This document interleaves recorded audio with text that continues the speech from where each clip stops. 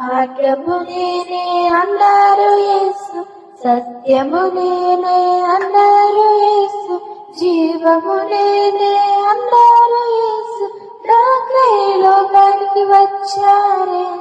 మార్గము నేనే అన్నారు యేసు, సత్యము నేనే అన్నారు యేసు, జీవము నేనే అన్నారు యేసు, నాకై లోకానికి వచ్చారే.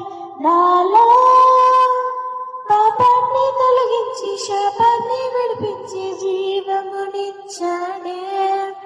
నాలో పరిశుద్ధాత్మను నింపి శక్తిగా నడిపి గమ్యము చేరుస్తారే.